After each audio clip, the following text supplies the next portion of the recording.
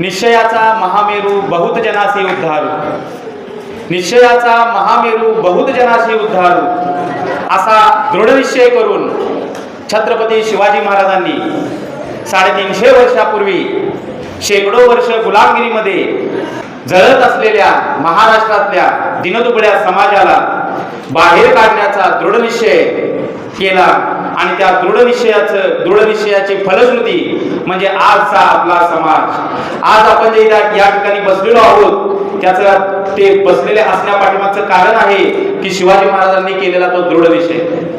बाळांनो, तो काळ साधा नव्हता। 350-400 वर्षापूर्वी आसमानी सुलतानी संकटांनी संपूर्ण महाराष्ट्र होरपळत होता।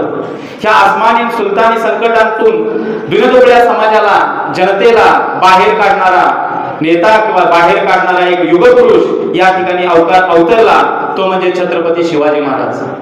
आता छत्रपती शिवाजी महाराजांनी केलेला जो दृढ निश्चय आहे स्वराज्य बांधणीचा, स्वराज्य उभारण्याचा, तो दृढ निश्चय फक्त एकट्या छत्रपती शिवाजी महाराजांचा नव्हता तर संपूर्ण महाराष्ट्राचा होता। या दृढ निश्चयामध्ये महाराष्ट्रातल्या सर्व जाती धर्मातल्या सर्व 12 बलुतेदारांचा या ठिकाणी समावेश होता आणि या सर्व 12 बलुतेदारांनी आणि या सर्व दिनदुबळ्या लोकांनी आपले हे स्वराज्य या ठिकाणी उभा केले। बाळांनो, हे स्वराज्य उभा करणं हे इतकं सोपं नव्हतं। हे स्वराज्य उभा करणं इतकं सोपं नव्हतं, कारण शून्यातून विश्व निर्माण करायचं होतं। शून्यातून विश्व निर्माण करायचं होतं आणि शून्यातून विश्व निर्माण करण्याची प्रेरणा छत्रपती शिवाजी महाराजांना मिळाली ती तुमच्या वयाची असताना राजमाता जिजाऊ यांच्याकडून। राजमाता जिजाऊ यांच्या प्रेरणेतून आणि त्यांच्या शिकवणीतून शिवाजी महाराजांनी हे स्वराज्य उभा केलं। हे स्वराज्य उभा करत असताना त्यांना लाखो संकटांना सामोरं जावं लागले।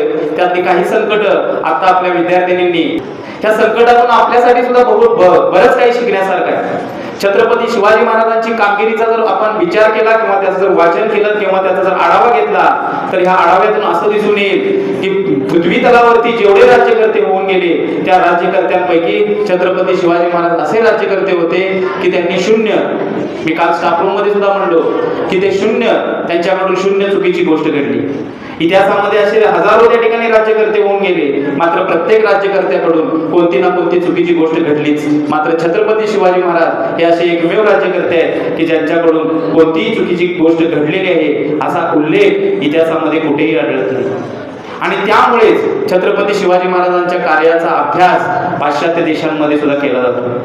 छत्रपती शिवाजी महाराज यांना मॅनेजमेंट गुरु सुद्धा म्हटलं जातं। मगाशी एका विद्यार्थीने व्यवस्थापन गुरु, हे स्वराज्य उभा करणे एवढं सोपं नव्हतं। लहान लहान गोष्टींचा विचार करावा लागणार होता आणि अतिशय सूक्ष्म दृष्टीने सूक्ष्मरित्या या लहान लहान गोष्टींचा विचार करून छत्रपती शिवाजी महाराजांनी स्वराज्य साकारलं।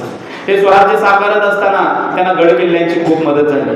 ते दूरदृष्टीने विचार करून त्यांनी तसे गड किल्ले, जे पूर्वीचे गड किल्ले बांधलेले होते त्याचा जीर्णोद्धार पण केला आणि स्वराज्य उभारणीसाठी त्यांनी नवीन गड किल्ले उभा सुद्धा केले। एक एक गड किल्ला म्हणजे हजारो हेक्टर एरियावरती लक्ष ठेवणारा तो एक अभेद्य ठिकाण होतं आणि अशी दूरदृष्टी त्यावेळेला अखंड हिंदुस्थानच्या त्या ठिकाणी राज्यकर्त्यांमध्ये कुणाकडेही नव्हती।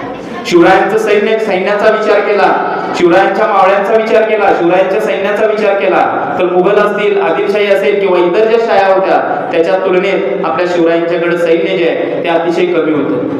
मात्र या अतिशय कमी सैन्याला घेऊन गनिमी कावा या युद्ध नीतीचा वापर करून मुघल असतील, आदिलशाही असेल, निजामशाही असेल अशा सर्व शायांवरती आपले शिवराय ठरले।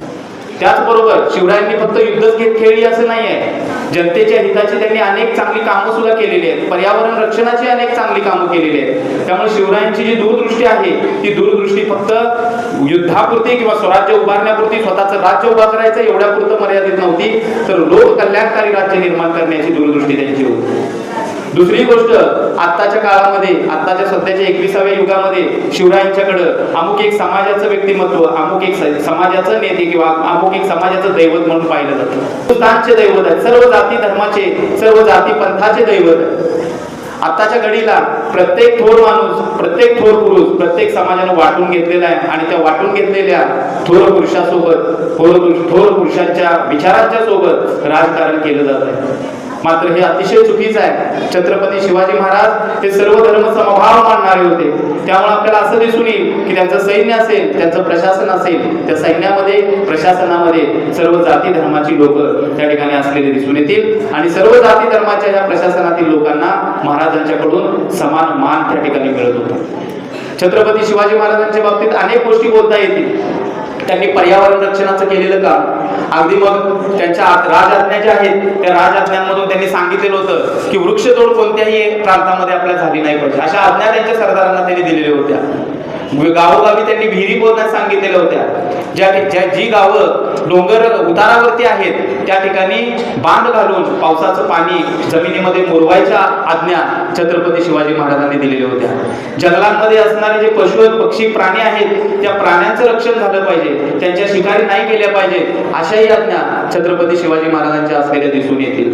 म्हणजे आपल्या जीवनाचं हरेक क्षेत्र असेल त्या हरेक क्षेत्राच्या संदर्भात छत्रपती शिवाजी महाराजांचं पॉझिटिव्ह किंवा सकारात्मक कार्य असलेलं दिसून येतं. तसंच आपल्या महाराष्ट्राच्या इतिहासात नाही तर भारताच्या इतिहासामध्ये व्यवस्थापनातील किंवा प्रशासनातील एक उत्तम नमुना म्हणजे त्यांनी उभा केलेलं अष्टप्रधान मंडळ आणि त्या अष्टप्रधान मंडळांमध्ये असणारे 8 प्रधान. त्या 8 प्रधानांच्याकडे दिलेली जी कार्य आहेत ती अतिशय विचारपूर्वक महाराजांनी दिलेली होती आणि त्या 8 प्रधानांच्या कार्यावरती छत्रपती शिवाजी महाराजांचं बारकाईने त्या ठिकाणी लक्ष होतं. भविष्यामध्ये त्या अष्टप्रधान मंडळामध्ये काही मुस्लिम त्या ठिकाणी जातीचे, मुस्लिम पंथाचे सुद्धा प्रधान त्या ठिकाणी समाविष्ट झाले. याच्यावरून आपल्याला असं लक्षात येतं की छत्रपती शिवाजी महाराज हे काही एका धर्माला किंवा एका जातीला मानणारे नव्हते, ते सर्व धर्म समभाव मानणारे होते. अशा या सर्व धर्म समभाव मानणाऱ्या लोककल्याणकारी छत्रपती शिवाजी महाराजांना पुन्हा एकदा मी मानाचा मुजरा करतो आणि माझे 2 मिनिटाचे मनोगत संपवतो. जय छत्रपती शिवाजी महाराज, जय महाराष्ट्र, जय हिंद.